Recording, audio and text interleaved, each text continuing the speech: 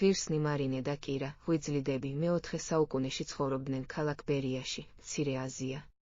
როცა სრულწლოვანებას მიაღწიეს, მათ დატოვეს მდიდარი და წარჩინებული მშობლების ოჯახი და ქალაქიდან გავიდნენ. წმიდანებმა მიწის ერთ მცირე ნაკვეთს ზღუდე შემოავლეს, შემოსასვლელი ქვებითა და თიხით ამოქოლეს და მხოლოდ მცირე ჭრილი დატოვეს, საიდანაც კეთილი ადამიანები მწირ საზრდელს აწვდიდნენ.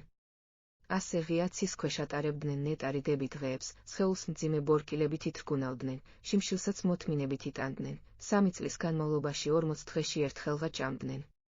წმიდა დების ცხოვრებას კარგად იცნობდა ნეტარი თეოდორიტე, კვირელი ეპისკოპოსი. დები პატივს მიაგებდნენ მღვდელმთავრის ხარისხს და მხოლოდ მას უშვებდნენ თავიანთ საცხოვრისში. ნეტარი მამა საუბრობდა ხოლმე წმიდანებთან და ურჩევდა, მოეხსნათ ბორკილები, რომლებიც ისე მძიმე იყო, რომ კირა გამართვასაც ვერ ახერხებდა და მუდამ წელში მოხრილი დადიოდა.